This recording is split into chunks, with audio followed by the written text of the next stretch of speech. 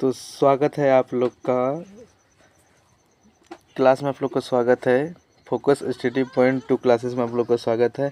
तो आज हम चैप्टर जो ऑब्जेक्टिव करेंगे जो कि प्रकाश का परावर्तन और अपवर्तन होगा। आप लोग को जो दिख रहा होगा वीडियो में प्रकाश का अपवर्तन और परावर्तन होगा, जिसमें इससे पहले हम लोग 2 चैप्टर का कंप्लीट ऑब्जेक्टिव किए थे। जिसमें पहला चैप्टर था विद्युत धारा, दूसरा चैप्टर था विद्युत चुम्बकीय। दोनों चैप्टर का एक एक ऑब्जेक्टिव मैंने सॉल्व किया था और 2026 में बोर्ड एग्ज़ाम में जो भी एग्जामिनर है उसे बहुत फ़ायदा होगा। उस वीडियो को अगर कोई नहीं देखे तो ज़रूर देखे पीछे जाके। तो ठीक है, आज का वीडियो हम शुरू करते हैं प्रकाश का अपवर्तन और परावर्तन। तो हम इससे पहले कुछ बताएंगे कि प्रकाश का अपवर्तन और परावर्तन। देखिए, पहले प्रकाश का परावर्तन होता गया है जब कोई प्रकाश किसी सतह पे पड़ता है। कुछ बड़ा हो गया, कुछ बड़ा हो गया।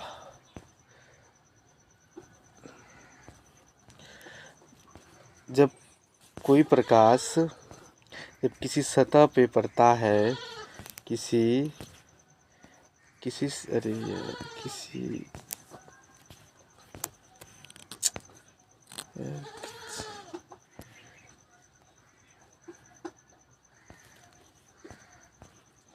चलिए, किसी सतह पे पड़ता है तो पुनः उसी माध्यम से लौट आती है। इसे ही प्रकाश का परावर्तन कहा जाता है। ठीक है, इसके बने कोण को आपतन कोण और परावर्तन कोण। इनकी प्रकाश का परावर्तन का 2 नियम है। पहला नियम आपतन कोण बराबर परावर्तन कोण, दूसरा नियम आपतित किरणता परावर्तित किरण तथा अभिलंब, तीनों एक ही समतल में होगा। दोनों नियम ठीक कंप्लीट होगा प्रकाश के परावर्तन में। और चलिए तब हम लोग ऑब्जेक्टिव बनाते हैं, शुरू करते हैं। चलिए, पहला क्वेश्चन नंबर है कि किसी माध्यम के अपवर्तनांक का मान होता है साइन। ऑप्शन ए है साइन आई बटे साइन आर, साइन आई बटे साइन आर, और दूसरा ऑप्शन है साइन आई आर बटे sine R plus sine I. C number option है। ऑप्शन डी नंबर है sine R into sine I. चलिए, इसका ऑप्शन क्या होगा? अब क्या होता है, किसी माध्यम का अपवर्तन क्या होता है? साइन आई बटे sine R. Option A is the right answer. चलिए नेक्स्ट क्वेश्चन नंबर 2 पे चलते हैं। Question number 2। चलिए, कौन सा दर्पण वाहनों के पीछे देखने के लिए प्रयोग किया जाता है? इनकी पीछे देखने के लिए कौन सा दर्पण का प्रयोग किया जाता है? अवतल, उत्तल, समतल या इनमें से कोई नहीं? किसका प्रयोग किया जाता है?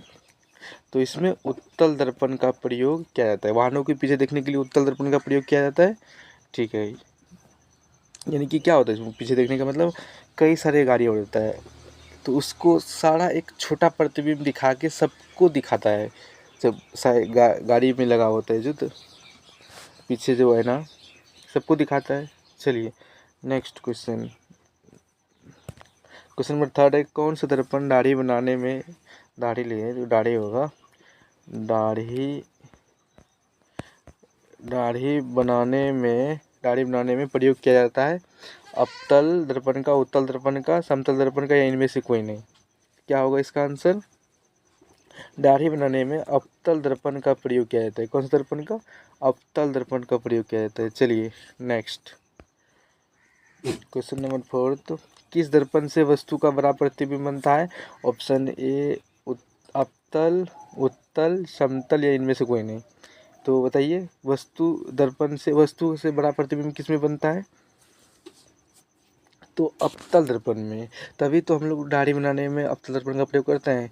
दाढ़ी कितना छोटा छोटा रहता है और जब हम लोग बनाते हैं तो कितना बड़ा बड़ा दिखाई देता है आईने में। यानी कि कहता है कि वस्तु से बड़ा प्रतिबिंब, यानी कि वस्तु छोटा और बड़ा दिखना, यानी कि अवतल दर्पण। ठीक है, चलिए नेक्स्ट क्वेश्चन कि फोटोग्राफी कैमरा का अभिदृश्य होता है अवतल लेंस का, उत्तल लेंस का, समतल लेंस का या इनमें से कोई नहीं? बताइए। तो फोटोग्राफी कैमरा का अभिदृश्य होता है उत्तल लेंस का। कौन सा? उत्तल लेंस का। चलिए नेक्स्ट क्वेश्चन अगला कहते हैं कि सरल सूक्ष्मदर्शी में किसका उपयोग होता है। कहते हैं कि सरल सूक्ष्मदर्शी में किसका उपयोग होता है। अवतल लेंस का, उत्तल लेंस का, समतल लेंस का, समतल दर्पण का, अवतल दर्पण का। बताइए। कहता है कि सरल सूक्ष्मदर्शी यानी बहुत छोटा चीज को यानी कि देखना बड़ा यानी किस दर्पण का प्रयोग करेगा। अवतल ना। बताइए किस दर्पण का प्रयोग करेगा। अवतल। अवतल लेंस का। चलिए अवतल लिख दिया है तो अवतल होगा। अवतल। तो चलिए कोई दिक्कत ना, आप लोग को मैं बोल रहा हूँ ना अवतल।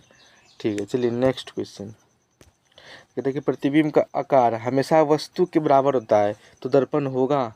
कहता है कि देखिए प्रतिबिंब का आकार वस्तु के बराबर है तो बताइए किस दर्पण में होता है। ऑप्शन ए है अवतल दर्पण, ऑप्शन बी है उत्तल दर्पण, ऑप्शन सी है समतल दर्पण या डी नंबर इनमें से कोई नहीं। तो क्या होगा बताइए। समतल दर्पण में बराबर दिखाई देता है कि नहीं। उस प्रतिबिंब का आकार वस्तु का आकार बराबर दिखाई देता है। चलिए नेक्स्ट क्वेश्चन। सर्चलाइट का परावर्तक सतह होता है। सर्चलाइट का परावर्तक सतह होता है। ऑप्शन ए है आपतल। काम नहीं कर रहा है। अरे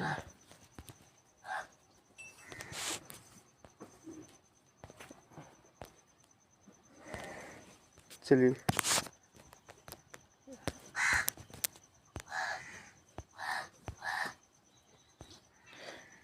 चलिए नेक्स्ट क्वेश्चन है। सर्च लाइट का परावर्तक सतह होता है अवतल लेंस का, उत्तल लेंस का, या समतल लेंस का, इनमें से कोई नहीं। तो सर्च लाइट के लिए हम लोग कौन सा लेंस का प्रयोग, कौन सा लेंस होता है सर्च लाइट में। तो सर्च लाइट में होता है अवतल। कौन सा होता है अवतल। ठीक है चलिए नेक्स्ट क्वेश्चन। चलिए नेक्स्ट क्वेश्चन। तो किसी लेंस की क्षमता एक डायोप्टर है तो इसकी फोकस दूरी क्या होता है। सबसे पहले हम लोग फॉर्मूला जानेंगे कि लेंस की क्षमता। देखो पी बराबर हम लोग पढ़े थे 1/f पढ़े हैं या कहीं नहीं पढ़ेंगे तो आप किसी संस्थान में ज़रूर पढ़ेंगे। तो पी बराबर 1/f होता है फॉर्मूला यानी कि 1/, फोकस दूरी। ठीक है तो इसमें दिया हुआ क्या है, एक डायोप्टर क्षमता दिया हुआ है तो इसकी फोकस दूरी मांग रहा है। तो हम लोग पहले क्या हो जाएगा, एक बराबर 1/f। तो हमको f चाहिए तो f बराबर कितना हो गया 1। अब हम लोग को अगर सेंटीमीटर में आंसर दिया है तो 100 से गुना किया जाता है। 100 सेंटीमीटर। ठीक है 100 सेंटीमीटर का। और क्या बोल रहा है डायोप्टर किसी लेंस में क्षमता कितना हो जाएगा 100 सेंटीमीटर। Option C. चलिए नेक्स्ट क्वेश्चन 12 नंबर। चलो किसी लेंस की क्षमता ज्ञात करें जिसका फोकस दूरी 10 सेंटीमीटर है। चलिए निकालते हैं। कहता है किसी लेंस की क्षमता ज्ञात करें यानी कि पी ज्ञात करें जिसका फोकस दूरी दिया हुआ है 1/f फार्मूला होता है। तो 1/f का क्या मान है 10 सेंटीमीटर। ठीक है 10 सेंटीमीटर दिया हुआ है तो क्या हो जाएगा 10 सेंटीमीटर तो 100 से गुना 100/10 हो जाएगा। तो 10 से एक जीरो खत्म तो क्या होगा पी बराबर 10 डायोप्टर। क्या होगा 10 dioptre. Option A is the element. चलिए नेक्स्ट क्वेश्चन। ये राइट होगा। चलिए प्रकाश का परावर्तन का कितने नियम है सबको पता होगा। प्रकाश का परावर्तन का 2 नियम। पहला नियम बताया आप लोग को पिछले नियम में, दूसरे नियम भी बताए थे। तो कितना होता है option A 1, option B 2, option C 4, option D 3। तो इसका आंसर राइट क्या होगा ऑप्शन डी बी। 2 नियम होता है प्रकाश का परावर्तन का। तो प्रकाश का अपवर्तन का कितने नियम है 1, 2, 4 और 3। क्या होगा प्रकाश का अपवर्तन का भी कितने नियम है 2 नियम है। चलिए नेक्स्ट क्वेश्चन। कि समतल दर्पण द्वारा बना प्रतिबिंब होता है। क्या होता है समतल दर्पण द्वारा बना प्रतिबिंब। ऑप्शन ए वास्तविक, ऑप्शन बी काल्पनिक, ऑप्शन सी दोनों, ऑप्शन डी नन। बताइए तो समतल दर्पण द्वारा बना प्रतिबिंब होता है काल्पनिक। कौन सा होता है? काल्पनिक। समतल द्वारा बना प्रतिबिंब काल्पनिक। चलिए नेक्स्ट क्वेश्चन है कि गोलीय दर्पण का फोकस दूरी और वक्रता त्रिज्या के बीच संबंध, यानी कि वक्रता त्रिज्या और फोकस दूरी के संबंध हम लोग फॉर्मूला पढ़ेंगे कि किसी संस्थान में हम भी पढ़ाए थे बच्चों को। चलिए तो क्या पढ़ाए थे? तो हम लोग पढ़े थे एफ बराबर जो वक्रता त्रिज्या होता है उसकी आधा होता है कौन? फोकस दूरी, यानी कि r/2। कहाँ पे आंसर है? r/2। इसका एक और कंडीशन हो जाता है क्या? तो r/, क्या हो जाता है? 2f। पहला कंडीशन ये हुआ f बराबर r/2, दूसरा r बराबर 2f। तो कहाँ ऑप्शन है? पहला ऑप्शन है r बराबर f/2, बी नंबर ऑप्शन है f बराबर r/2, सी नंबर ऑप्शन है r बराबर 2f, D number b plus c दोनों। देखो r बराबर f/2 ये सही है कि गलत है? गलत है। f बराबर r/2 सही है, बी नंबर सही है, और f r बराबर 2f ये भी सही है। हम लोग मल्टीपल की थी कोनो का नहीं, तो f बराबर 2f हुआ था, तो ए बी और सी दोनों सही। ऑप्शन डी इज द सही, यानी कि D is the right answer. चलिए नेक्स्ट क्वेश्चन। तो अगला क्वेश्चन कहता है कि गोलीय दर्पण का फोकस दूरी 20 सेंटीमीटर है, तो वो कहता त्रिज्या कहता है कि वो कहता फोकस दूरी एफ से फोकस यानी एफ बराबर 20 सेंटीमीटर, तो वो करता त्रिज्या यानी कि आर क्या होगा? तो हम लोग जानते हैं एफ बराबर जो होता है r/2, आर का आधा, तो क्या हो जाएगा? आर कोनों कोनी गुना हो जाएगा, यानी कि कोनों कोनी मल्टीपल हो जाएगा। तो 2f बराबर आर, तो आर पूछ रहा है, तो 2 गुना 20, 20 गुना 40 centimetre. Option A is the right answer. चलिए नेक्स्ट कहता है कि साइड मिरर में किस दर्पण का उपयोग किया जाता है, यानी कि साइड मिरर में किस दर्पण का उपयोग किया जाता है बताइए। इससे पहले शायद ये रिपीट क्वेश्चन हो गया, किस में हो गया? तो आप लोग ज़रूर इसको कमेंट में दीजिएगा आंसर। साइड मिरर में किस दर्पण का उपयोग किया जाता है? हम पीछे भी बताए हैं। चलिए नेक्स्ट क्वेश्चन, आप लोग को कमेंट ज़रूर दीजिएगा, हम ज़रूर कमेंट सबका देखेंगे। और चलिए अगला क्वेश्चन, निर्वात में प्रकाश का चाल क्या होता है? इसमें बहुत बच्चा कन्फ्यूज होता है। निर्वात में प्रकाश का चाल क्या होता है? चलिए ऑप्शन ए 3 गुना 10⁸ मीटर पर सेकेंड, बी नंबर ऑप्शन है 3 गुना 10⁸ किलोमीटर प्रति सेकेंड, सी नंबर ऑप्शन है 3 गुना 10⁸ मीटर पर सेकेंड, डी नंबर ऑप्शन है 3 गुना 10⁶ मीटर पर सेकेंड। तो क्या होगा? तो बच्चा कन्फ्यूज हो जाएगा, बी भी मार देगा, कोई ए मार देगा। तो क्या सही होगा? हम लोग जानते हैं प्रकाश की अनुपात में चाल कितना होता है? 3 × 10⁸ मीटर पर सेकेंड, यहाँ मीटर पर सेकेंड है, तो ऑप्शन ए सही होगा। ऑप्शन ए सही होगा, ऑप्शन ए सही होगा, 3 × 10⁸ मीटर पर सेकेंड। चलिए नेक्स्ट क्वेश्चन कि अवतल लेंस का आवर्धन बराबर होता है, यानी कि आवर्धन बराबर फॉर्मूला पूछ रहे हैं, क्या होता है? अवतल लेंस का आवर्धन क्षमता क्या होता है?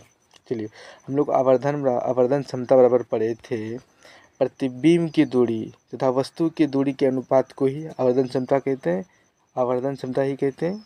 तो क्या होगा फॉर्मूला? प्रतिबिंब की दूरी भी वस्तु की दूरी यूं v/u। अगर अवतल में पूछा है तो माइनस हो जाएगा, -v/u। तो ऑप्शन में नहीं दिया हुआ है माइनस, तो v/u दिया हुआ है, तो राइट आंसर सी। ठीक है, ऑप्शन ए दिया था u + v, ऑप्शन बी था u/v, v/u, u/v। इसका आंसर राइट हो गया सी नंबर। चलिए नेक्स्ट कि एक उत्तल दर्पण से प्रतिबिंब बनता है। उत्तल दर्पण से कैसा प्रतिबिंब बनता है? आभासी, उल्टा, वास्तविक, आकार से छोटा। क्या बनेगा बताइए? इसका राइट आंसर आभासी। क्या होगा? आभासी। एक उत्तल दर्पण से कैसा प्रतिबिंब बनता है? आभासी और उल्टा। इसमें आभासी और सीधा, तो आभासी आंसर इसका राइट होगा। चलिए नेक्स्ट क्वेश्चन, वायु का अपवर्तनांक निरपेक्ष, उल्टा लिखा गया है, वायु का अपवर्तनांक निरपेक्ष में होता है, उल्टा लिख दिया ये। चलिए हम बोल दें सीधा कि वायु का अपवर्तनांक निरपेक्ष में होता है, कितना होता है? 1 के बराबर, 1 से अधिक, 1 से कम यानी छोटा लिख दिया, 1 से कम और 0। बताइए क्या होता है? वायु का निरपेक्ष अपवर्तनांक में होता है 1 से अधिक। Option B right answer. चलिए नेक्स्ट क्वेश्चन है किसका अपवर्तनांक सबसे अधिक होता है? ऑप्शन ए कांच, ऑप्शन बी वायु, ऑप्शन सी नीलम, ऑप्शन डी हीरा। तो सबको पता होगा, कई बार बोर्ड एग्जाम में पूछा गया है। किसका होगा अपवर्तनांक अधिक? सबसे अधिक हीरा। चलिए नेक्स्ट क्वेश्चन कि प्रकाश का परावर्तन के नियम है। बताइए प्रकाश का परावर्तन का नियम में क्या कहता था? कौन आई बराबर कौन आर कहता था ना? ठीक है, तो इसमें कौन आई बराबर आर, कौन आर बटे आई, कौन आई बटे R, D none. Option is the right answer.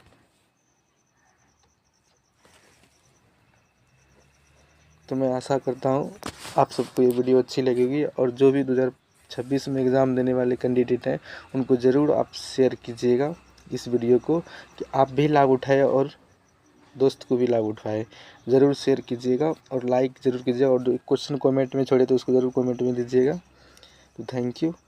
ठीक है, नेक्स्ट वीडियो में और आप लोग ये भी कमेंट करके बताइए अगला कौन सा चैप्टर ले या किस सब्जेक्ट दूसरा भी सब्जेक्ट ले, तो ज़रूर राय दीजिएगा। Thank you.